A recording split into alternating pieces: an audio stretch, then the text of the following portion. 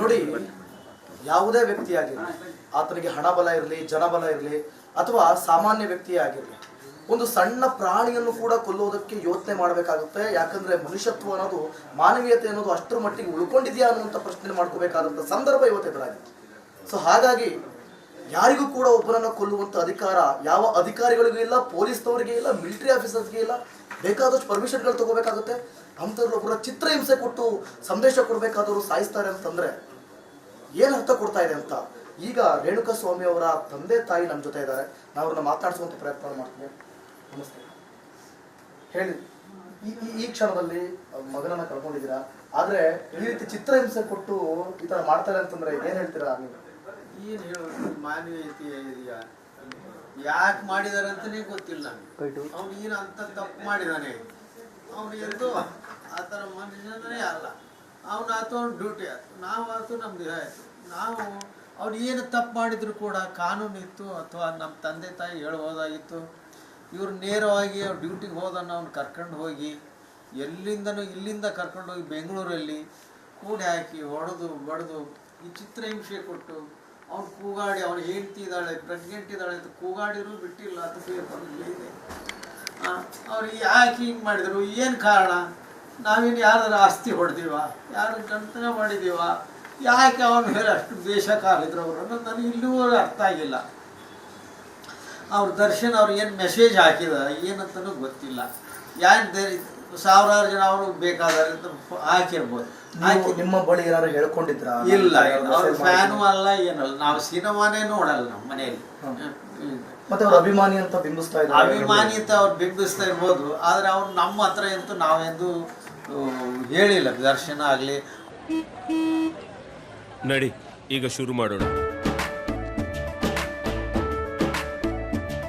ಕೇಸರಿಯಿಂದ ಮನೋಲ್ಲಾಸ ಮನಸ್ಸು ಮತ್ತೇರಿ ಕುಣಿದಾಡಿದೆ ನೋಡು, ಮನಸ್ಸು ಮತ್ತೇರಿ ಕುಣಿದಾಡಿದೆ ನೋಡು. ಕ್ಷಣ ಕ್ಷಣವೂ ಆಚರಿಸಿ ಕೇಸರಿ ಹಬ್ಬ.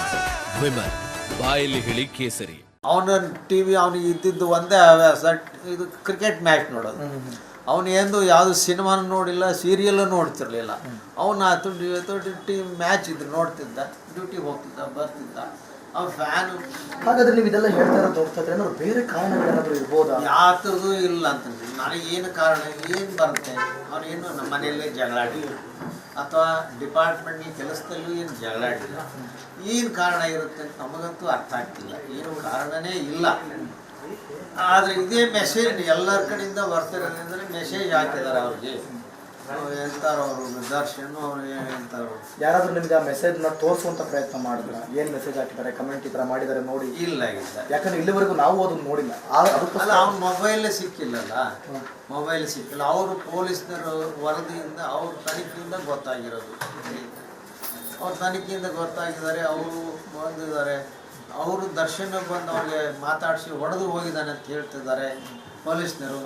ಅವ್ರಿಗೆ ಆ ರೀತಿ ಹಿಂಸೆ ಕೊಟ್ಟಿದ್ದಾರೆ ಅಂದರೆ ಮನುಷ್ಯತ್ವ ಅಲ್ಲ. ಯಾವ ಪ್ರಾಣಿಗೂ ಆ ಥರ ಮಾಡೋದು. ತಲೆ ತೂತು ಬಿದ್ದಿದೆ, ಬಾಯೆಲ್ಲ ಮುಖ ಸೊಟ್ಟಾಗಿದೆ, ಎದೆಯೆಲ್ಲ ಪುಡಿ ಪುಡಿ ಆಗಿದೆ, ಬೆನ್ನು ಪುಡಿ ಆಗಿದೆ, ಮರ್ಮಾಂಗ ಕೊಡಿದ್ದಾರೆ.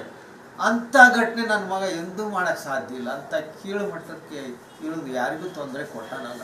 ಆದರೆ ಇದು ಯಾಕೆ ನಡೆದಿದೆ ಅಂತ ನಮಗೂ ಗೊತ್ತಿಲ್ಲ. ಅದೆಲ್ಲ ಒಂದು ದೊಡ್ಡ ನಟ ಅಮ್ಮ ಸಂದೇಶವನ್ನು ಸಾರಬೇಕಿತ್ತು. ಮತ್ತೊಂದು ಕಡೆ ಈಗ ಈ ಘಟನೆಗಳನ್ನೆಲ್ಲ ನೋಡ್ತಾ ಇದ್ರೆ ಶಿಕ್ಷೆ ಯಾವ ರೀತಿ ಆಗ್ಬೇಕಂತ ನೀವು ಏನು ಬಯಸ್ತಿದ್ರ? ನಿಮ್ಮ ಮಗನಿಗೋಸ್ಕರ ಏನು ಹೇಳ್ತೀರಾ? ಕಾನೂನು ಅವನಿಗೆ ಯಾವ ಶಿಕ್ಷೆ ಕೊಡುತ್ತೋ ಕೊಡಲಿ. ಆದರೆ ನಮ್ಮ ಮಗನಿಗೆ ಆದಂಥ